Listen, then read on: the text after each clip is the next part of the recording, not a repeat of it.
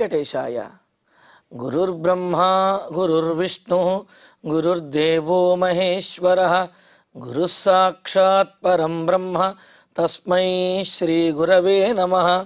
జటిలం చీరవసనం దండకారణ్యవాసినం మునివేషధరం ధ్యాయేత్ అరణ్యేకాండ ఉత్తమే.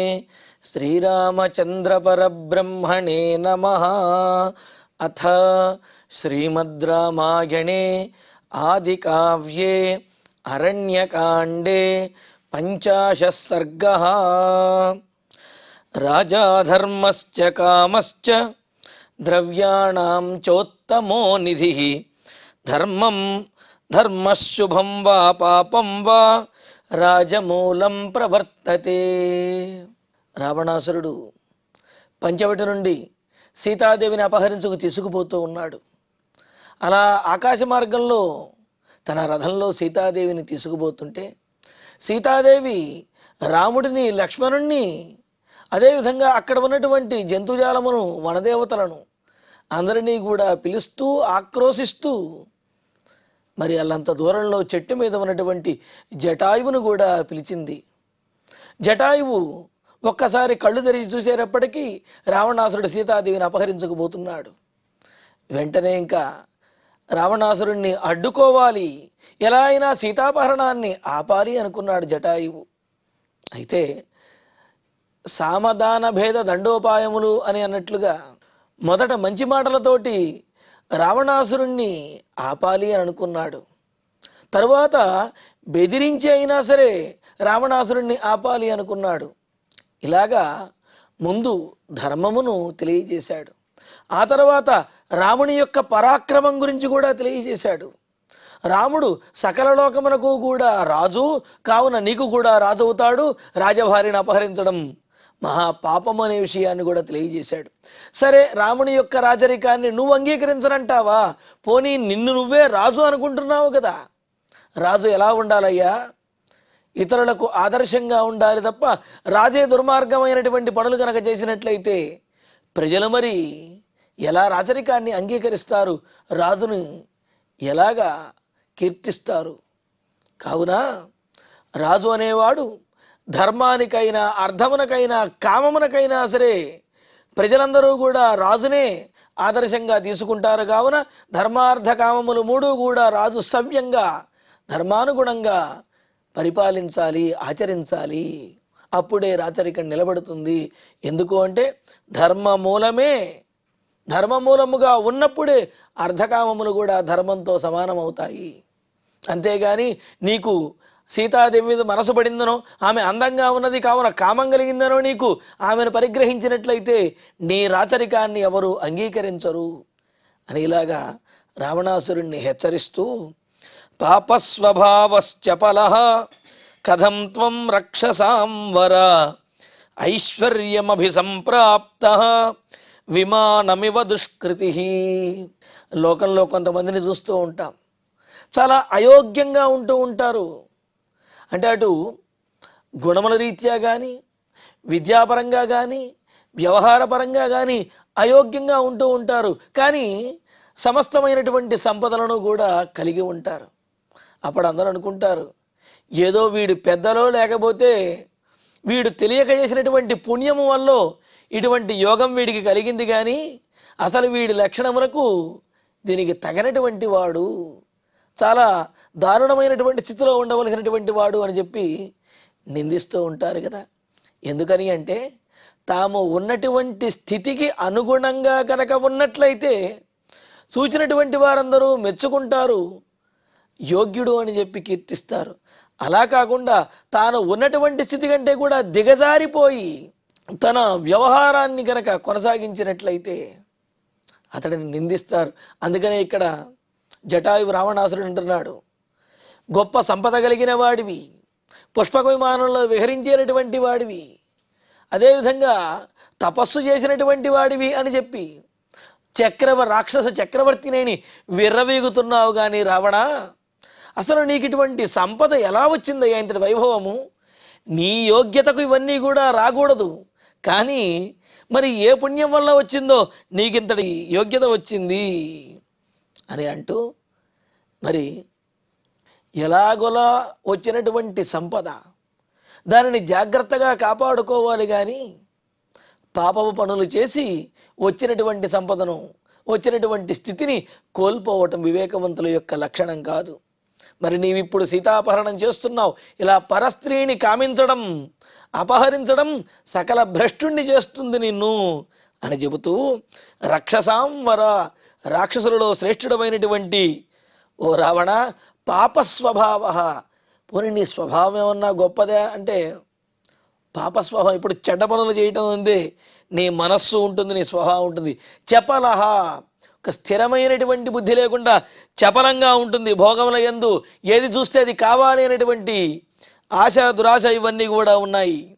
త్వం దుష్కృతి, ఎప్పుడు చెడు పనులు చేసేటటువంటి నీవు ఇంతటి వైభవాన్ని, సంపదను పొందావు అంటే అది అసాధ్యము. కానీ ఎలాగో నీకు వచ్చింది, నీ పూర్వీకులు చేసినటువంటి పుణ్యము వల్ల, లేకపోతే నీవు చేసినటువంటి పుణ్యముల వల్ల నీకు ఇటువంటి ఉత్తమమైనటువంటి స్థితి వచ్చింది. కానీ సహజంగా నీ యోగ్యతకు ఇది తగినటువంటిది కాదు అని అంటూ, కథం సంప్రాప్త, దేవతలు ఎక్కవలసినటువంటి విమానమును ఇతరులు ఏ విధంగా అయితే అధిరోహించలేరో ఆ విధంగా గొప్ప యోగ్యులు పొందవలసినటువంటి ఉత్తమమైనటువంటి స్థితిని, సంపదను కూడా నువ్వెలా పొందావయ్యా? నీ యోగ్యతకు ఇవన్నీ ఎలా ప్రాప్తించాయి? పోని ఎలాగో ప్రాప్తించాయి అనుకుందాం, నీ అదృష్టం బాగుండి ఇవన్నీ వచ్చాయనుకుందాం. అలా వచ్చినటువంటి వాటిని నిలుపుకోవటానికి, శాశ్వతం చేసుకోవడానికి, ఆ తర్వాత అయినా సరే మంచి పేరు తెచ్చుకోవడానికి ప్రయత్నించాలి. కానీ ఇలా నడమంత్రపు సిరిలాగా వచ్చినటువంటి సంపదను చూచుకుని విర్రవీగి ఇతరులకు కనుక అపకారం చేసినట్లయితే పూర్తిగా అధపాతాళానికి వెళ్ళిపోతావు అని చెప్పి హెచ్చరిస్తూ, కామం స్వభావో యో యస్య నశక్య పరిమార్జితుం నహి దుష్టాత్మనామార్యం ఆవసత్యాలయే చిరం. ఇంకా అంటున్నాడు, పుట్టుకతో వచ్చినటువంటి బుద్ధులు పుటకలతోనే పోతాయి అంటుంటారు. అంటే ఏమిటి? పుట్టుకతో వచ్చినటువంటి బుద్ధులు ఇతడు గతించిన తర్వాతే పోతాయి తప్ప మధ్యలో ఆ స్వభావం అనేది మారదు అంటూ స్వభావో దురతిక్రమ అని అంటుంటారు. అలా కాకుండా యోగ్యులై ఉండి ఏదో ఇతరుల యొక్క ప్రభావం వలనో, లేకపోతే పరిస్థితుల ప్రభావం వలనో కొంత చెడు మార్గాన్ని అవలంబించినటువంటి వారు మరలా పరిస్థితుల ప్రభావం వల్ల మంచి మార్గానికి వచ్చేటటువంటి అవకాశం ఉంటుంది. అంటే ఆ చెడు స్వభావం అనేది స్వతహాగా లేకుండా పరిస్థితుల దృష్ట్యా వచ్చినప్పుడు ఆ చెడు స్వభావం మారి మంచి స్వభావంగా మారే అవకాశం ఉంటుంది. కానీ వస్తుతః పూర్తిగా చెడు స్వభావం కలిగిన వారు ఎన్ని పరిస్థితులు వచ్చినా ఆ చెడు స్వభావాన్ని విడిచిపెట్టరు కదా. రావణ, నీలో ఉన్నటువంటి ఆ దుర్మార్గమైనటువంటి స్వభావం స్వతసిద్ధంగా ఉన్నటువంటిది నీకు. కావున నాలాంటి వారు ఎన్ని మాటలు చెబితే మాత్రం నీలాంటి వాడు మారుతాడా అని అంటూ, స్వభావ, పుట్టుకతో వచ్చినటువంటి నీ స్వభావము, ఈ అధర్మమైనటువంటి బుద్ధి, కామం పరిమార్జితం నశక్య, పూర్తిగా తీసివేయడానికి, తొలగించడానికి కుదరదు కదా. దుష్టాత్మనాం ఆలయే చిరం న ఆవసతి. ఇంకా మంచి మాటలు చెబితే ఆ మంచి మాటలు దుష్టుల యొక్క మనస్సులో ఎంతసేపు ఉంటాయి? ఒకవేళ ఏదైనా మంచితనం ఉన్నట్లయితే వినే వరకు వింటారు. ఆ క్షణం సరే అనిపించినప్పటికీ మరలా మామూలు ఏదో కుక్కతో ఒక వంకర అంటుంటారు చూసారా, అలాగా ఆ వంకరగా ఉన్నటువంటి కుక్కతోకి ఒక బద్దగట్టి ఉంచినప్పటికీ కూడా అంతసేపు అది బాగున్నట్లుగా ఉంటుంది. కానీ మళ్ళీ ఆ బద్ద కనుక తీసివేసినట్లయితే, కర్ర తీసినట్లయితే మళ్ళీ వంకరగానే మారిపోతుంది. అలాగే నేను ఎన్ని చెబితే మాత్రం స్వతసిద్ధంగా దుష్ట స్వభావం కలిగినటువంటి నీ బుద్ధి మారుతుందా? నువ్వు మంచివాడిగా ఉంటావా? ఉండవు కదా. కావున రావణ, నువ్వు ఇటువంటి పరస్త్రీ వ్యామోహంతో, అపహరించడం అనే ఈ కార్యంతో మరింత దుష్టుడిగా అపకీర్తిని పొందవద్దు. ఇప్పటికైనా నా మాట విని సీతాదేవిని విడిచిపెట్టు అని అంటూ ఇంకా అంటున్నాడు, విషయేవా పురేవాతే యదా రామో మహాబలః నాపరాధ్యతి ధర్మాత్మా కథం తస్యాపరాధ్యసి. ఇంకా అంటున్నాడు, ఇంతకు ముందు చెప్పినటువంటి దాంట్లో కూడా నీవు ఇలా కనుక ఉన్నట్లయితే నీలాంటి వారి వద్ద ఐశ్వర్యం అనేది నిలబడదు. నీ స్వభావాన్ని మార్చుకుని నువ్వు పొందినటువంటి ఐశ్వర్యాన్ని కాపాడుకోవచ్చునేమో, కానీ దుష్ట స్వభావంతో కనుక ఉన్నట్లయితే అదృష్టవశాత్తు వచ్చినటువంటి ఐశ్వర్యం కూడా ఆవిరైపోతుంది, నశించిపోతావు.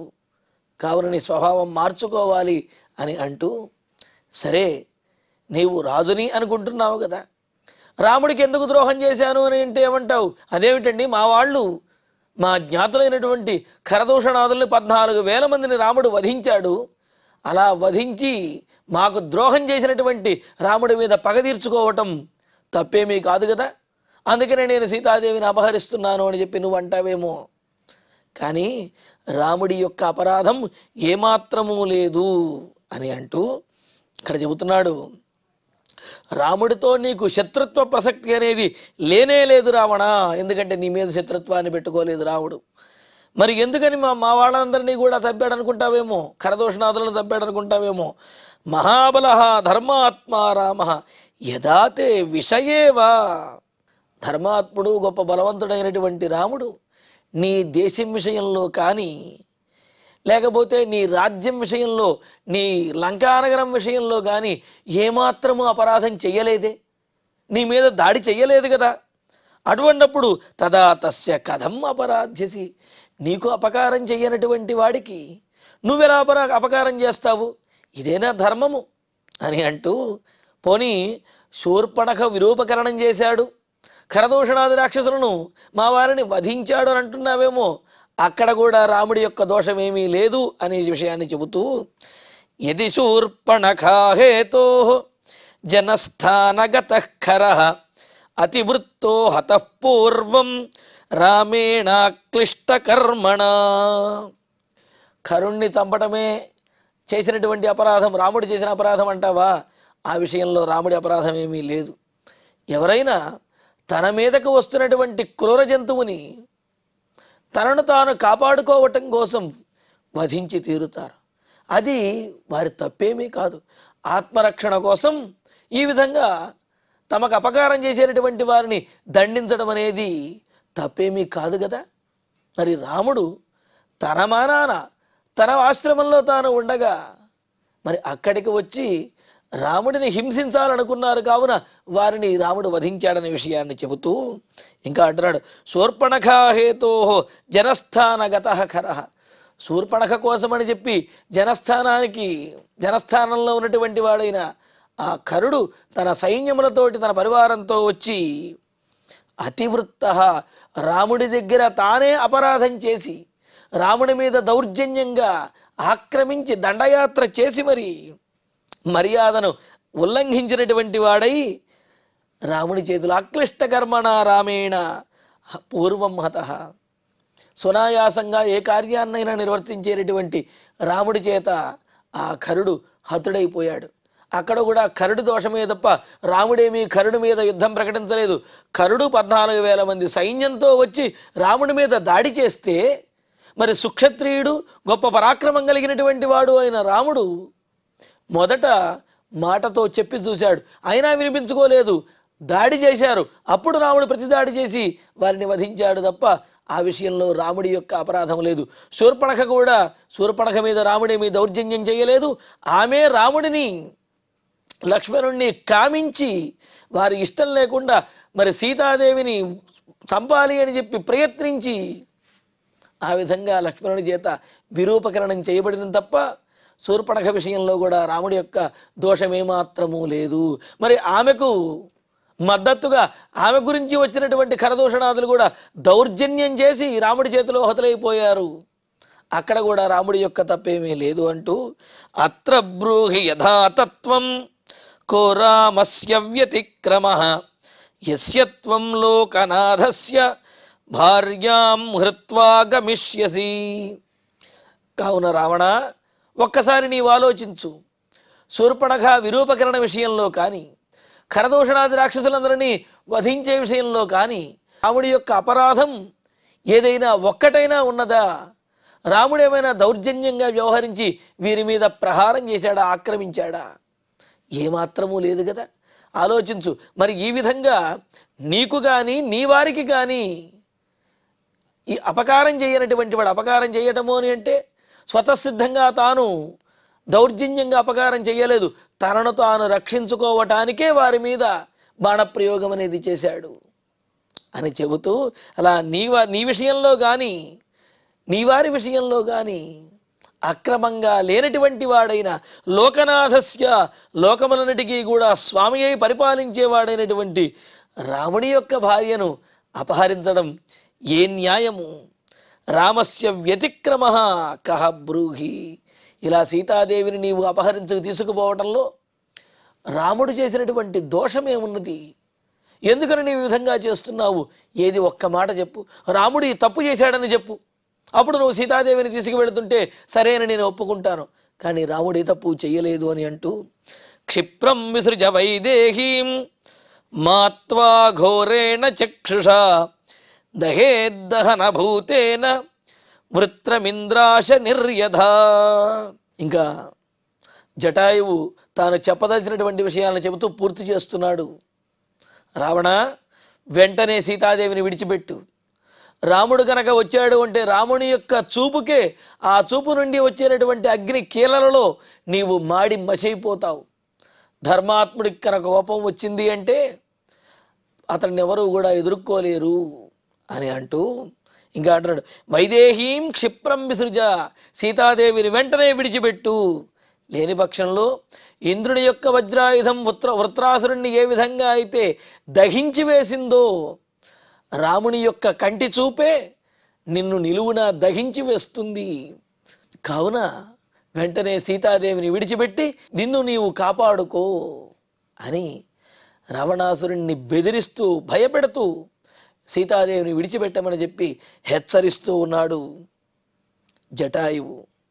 ఇంకా సర్పమాసి విషంబద్ధ్వా వస్త్రాంతే నావబుధ్యసే గ్రీవాయాం ప్రతిముక్తంచ కాలపాశం న పశ్యసి. సరే, రాముడంటే నాకు లెక్కలేదు, నేను రాముడికి నేను భయపడను, అయినా వస్తే చూసుకుంటానంటున్నావేమో. ఏదో రాముడి దగ్గర నుంచి విలువైనటువంటి వస్తువుని, అందమైనటువంటి సీతాదేవిని అపహరించుకుపోతున్నాను అని చెప్పి ఆనందపడుతున్నావేమో. మూర్ఖుడా, ఎవరైనా సరే కాలసర్పాన్ని కొంగుకు కట్టుకుని పెట్టుకుంటారా?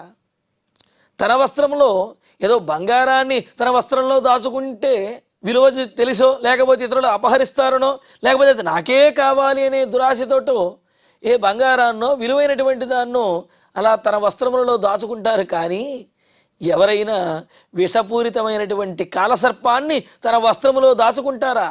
దాచుకోరు కదా. సీతాదేవిని అపహరించి ఏదో అందగత్తెను అపహరించుకుపోతున్నాను అని చెప్పి ఆనందిస్తున్నావేమో. సీతాదేవి కాలసర్పంతో సమానమైనటువంటిది. ఆమెను నీవు తీసుకువెళుతున్నావు అంటే నీవు నీ మరణాన్ని తీసుకువెళుతున్నట్లే అని చెబుతున్నాడు. ఇదే విషయాన్ని సుందరకాండలో హనుమంతుడు కూడా చెబుతాడు. కాళరాత్రీతి తాం విద్ధి అని చెప్పి అంటూ, రావణ, సీతాదేవిని వెంటనే రామచంద్రుడికి అప్పచెప్పవయ్యా, లేకపోతే నీ సర్వలంకా వినాశిని అయినటువంటి నిన్ను, నీ పరివారాన్ని, నీ లంకానగరాన్ని నాశనం చేయటానికి సీతాదేవి ఒక్కటి చాలు. కావున ఆమెను వెంటనే నువ్వు రాముడికి అప్పచెప్పవని చెప్పి హనుమంతుల వారు కూడా చెబుతారు. ఇక్కడ కూడా అలాగే జటాయువు చెబుతూ ఉన్నాడు. అమాయకత్వంతో విషపూరితమైనటువంటి సర్పమును తన వస్త్రములలో దాచుకు తీసుకువెళుతున్నట్లుగా మూర్ఖత్వంతో నీవు సీతాదేవిని అపహరించి తీసుకువెళుతూ ఉన్నావు. ఆశీ విష అంటే, ఆశీహి అంటే విషము అని అర్థం. ఆశీ విషో విషధర అని చెప్పి క్వశ్చన్లో చెప్పినట్లుగా మరి అటువంటి విషపూరితమైనటువంటి వాటిని దూరంగా ఉంచాలి తప్ప దగ్గరగా తన వస్త్రములలో దాచుకోకూడదు నాయనా. కావున ఆ విధంగా చెయ్యొద్దు. అంతేకాదు, గ్రీవాయాం ప్రతిముక్తం కాలపాశం నపశ్యసి. యముని యొక్క మృత్యుపాశం కనిపిస్తే దాని నుంచి దూరంగా వెళ్ళిపోవాలి తప్ప ఇదేదో ఆభరణంలాగా బాగుంది కదా అని చెప్పి మృత్యుపాశాన్ని మెడకి చుట్టుకుంటే అది అమాయకత్వం అవుతుంది. ఊరి వేసేటటువంటి తాడును చూచినప్పుడు దాని నుంచి దూరంగా వెళ్ళాలి. కానీ ఇదేదో బాగుంది అని చెప్పి ఉరితాడు మెడకమికి తీసుకుని వేళ్లాడితే ప్రాణం తీసేస్తుంది. అలాగే ఇక్కడ సీతాదేవి నీకు మృత్యుపాశము వంటిది, ఆమెను చేజిక్కించుకున్నాను, ఆమెను వశం చేసుకున్నాను అనుకుంటున్నావు, కానీ నువ్వు మృత్యువుని వశం చేసుకుంటున్నావు, మృత్యువుని కౌగలించుకుంటున్నావు, మృత్యుపాశాన్ని మెడకి చుట్టుకుంటున్నావు, నీకు తెలియటం లేదు అని చెప్పి అంటున్నాడు. ఇక్కడ రావణాసురుణ్ణి కీర్తించినట్లుగా అంటే ఏమిటి, ఇక్కడ రావణాసురుని యొక్క ధైర్య సాహసాలు పొగుడుతున్నట్లుగానే రావణాసురుని యొక్క మూర్ఖత్వాన్ని కూడా తెలియజేస్తున్నాడు. ఏదో గొప్పగా కాలసర్పాన్ని పంచలో దాచుకున్నట్లుగాను, మృత్యుపాశాన్ని మెడకు తగిల్చుకుంటున్నట్టుగాను అంత ధైర్యవంతుడుగా అనుకుంటున్నావు, కానీ కాలసర్పం ఏ విధంగా కాటు వేస్తుందో, మృత్యుపాశం ప్రాణములు తీస్తుందో, అలాగే సీతాపహరణం కూడా నీ సర్వనాశనానికి, నీ ప్రాణములు పోవటానికి కారణమవుతుంది. తస్మాత్ జాగ్రత్త అని చెప్పి జటాయువు హెచ్చరిస్తూ, సభార సౌమ్య భర్తవ్య యో నరం నావసాదయేతు తదన్నమపి భోక్తవ్యం జీర్యతే యదనామయం. సహజంగా ఎవరైనా ఎటువంటి ఆహారాన్ని తీసుకోవాలనుకుంటారు, అలాగే ఎవరైనా ఎటువంటి కార్యాలు చేయాలనుకుంటారు. ఏ కార్యము చేయటం ద్వారా తనకు ప్రయోజనము నెరవేరుతుందో, కీర్తి ప్రతిష్టలు వస్తాయో, తన వంశం వారికి అది ఉపయోగపడుతుందో, తన తర్వాత వారికి కూడా అటువంటి పనిని చేస్తారు. ఏ ఆహారం తినడం వల్ల శరీరానికి తేజస్సు బలము చేకూరుతాయో, ఆయుష్ వృద్ధి అవుతుందో అటువంటి ఆహారాన్ని తీసుకోవాలనుకుంటారు. అంతేగాని ఏ పని చేయటం వల్ల అందరూ కూడా చీకొడతారో ఆ పనో, లేకపోతే ఏ ఆహారాన్ని తీసుకుంటే ప్రాణం పోతుందో అటువంటి ఆహారాన్నో ఎవరూ తీసుకోరు కదా. రావణ, నువ్వు చేస్తున్నటువంటి పని ఆ విధంగా ఉన్నది అంటూ సౌమ్య. చూడండి, ఇక్కడ రావణాసురుణ్ణి జటాయువు మంచివాడివి కదా అని అంటూ, మంచివాడా అంటే నేను చెప్పేటటువంటి హితమైనటువంటి వాక్యములు విన్నావంటే నువ్వు మంచివాడిగా బ్రతికి బట్టగడతావు, లేకపోతే సర్వనాశనం అవుతావు అనే విషయాన్ని గుర్తు చేస్తూ, సౌమ్య నరం నావసాదయేత్ సహ భార భర్తవ్య. ఎంత బరువుని ఎత్తాలి అని అంటే మనం ఎంత బరువుని మోయగలమో అంత బరువే మొయ్యాలి తప్ప మనం మొయ్యలేనటువంటి బరువు ఎత్తుకుని నడువిరగొట్టుకుని నేనేదో గొప్ప పని చేశాను అనుకుంటే అది మూర్ఖత్వం అవుతుంది. కావున శక్తి కొలది భారాన్ని మొయ్యాలి. శక్తికి మించినటువంటి భారాన్ని మొయ్యటం అది అత్యాశ, అదేవిధంగా మూర్ఖత్వం అవుతుంది.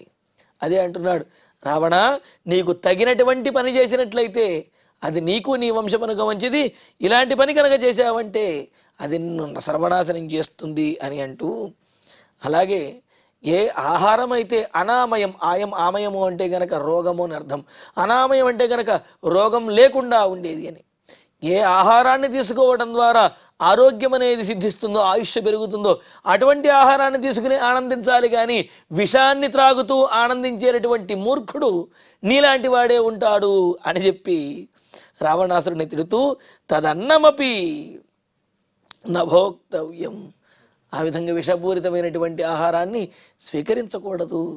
అలాగే అందంగా ఉంది కదా అని చెప్పి సీతాదేవిని అపహరించి వశపరుచుకోవాలి అనుకున్నట్లయితే, మోయలేనటువంటి భారాన్ని ఎత్తుకున్నటువంటి వాడే విధంగా అయితే ఆ భారము కిందే పడి ప్రాణాలు విడుస్తాడో, విషపూరితమైనటువంటి ఆహారాన్ని ఆనందంగా స్వీకరించేటటువంటి వాడు ఆహారం వల్ల ఏ విధంగా అయితే ప్రాణాలు కోల్పోతాడో, అందంగా ఉంది కదా అని చెప్పి నీవు సీతాదేవిని అపహరించినట్లయితే ఆమె మూలంగానే నీవు సర్వనాశనం అయిపోతావు. కావున జాగ్రత్త అని చెప్పి జటాయువు రావణాసురుణ్ణి హెచ్చరిస్తూ సీతాపహరణం చెయ్యవద్దు అని చెప్పి అంటున్నాడు. మరి రావణాసురుడు ఈ మాట విన్నాడా, వినలేదా? ఇంకా ఆ తర్వాత తన మాట విననటువంటి రావణాసురుడితోటి జటాయువు యుద్ధం చేయడానికి ఏ విధంగా సిద్ధపడ్డాడు, ఈ విశేషాలను తరువాతి ప్రవచనాలు తెలుసుకుందాము. ఇక ఇప్పుడు శ్లోకాలను పారాయణ చేసుకుందాము. రాజాధర్మశ్చ కామశ్చ ద్రవ్యాణం చోత్తమో నిధి ధర్మశుభం వా పాపం వా రాజమూలం ప్రవర్తతే పాపస్వభావశ్చ ఫలః కథం త్వం రక్షసాం వర ఐశ్వర్యమభిసంప్రాప్తః విమానమివ దుష్కృతిః కామం స్వభావో యో యస్య న శక్యః పరిమార్జితుం నహి దుష్టాత్మనా మార్యం అవసత్యాలయే చిరం విషయే వా పురే వా తే యదా రామో మహాబలః నాపరాధ్యతి ధర్మాత్మా కథం తస్యాపరాధ్యసి యది శూర్పణఖా హేతోః జనస్థానగతః ఖరః అతివృత్తో హతః పూర్వం రామేణాక్లిష్టకర్మణా అత్ర బ్రూహి యథా తత్వం కో రామస్య వ్యతిక్రమః యస్య త్వం లోకనాథస్య భార్యాం హృత్వా గమిష్యసి క్షిప్రం విసృజ వైదేహీం మాత్వా ఘోరేణ చక్షుషా దహేద్దహనభూతేన వృత్రమింద్రాశ నిర్యధా సర్పమాసీ విషం బద్ధ్వా వస్త్రాంతేనావబుధ్యసే గ్రీవాయాం ప్రతిముక్తంచ కాలపాశం న పశ్యసి సభారః సౌమ్యభర్తవ్యః యో నరం నావసాదయేత్ తదన్నమపి భోక్తవ్యం జీర్యతే యదనామయం.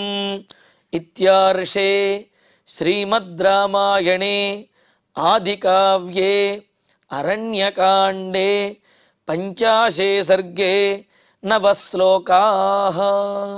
ఇక ఇప్పుడు క్షమాప్రార్థన మంగళాంతంగా ఈనాటి ప్రవచన పారాయణ కార్యక్రమాన్ని పరిపూర్ణం చేసుకుందాం. యదక్షరపదభ్రష్టం మాత్రాహీనం తు యద్భవేత్ తత్సర్వం క్షమ్యతాం దేవ నారాయణ నమోస్తుతే. కాయేన వాచా మనసేంద్రియైర్వా బుద్ధ్యాత్మనా వా ప్రకృతే స్వభావాత్ కరోమి యద్యత్ సకలం వరస్మై నారాయణాయేతి సమర్పయామి. శ్రియః కాంతాయ కళ్యాణ నిధయే నిధయేర్ధినాం శ్రీవేంకట నివాసాయ శ్రీనివాసాయ మంగళం.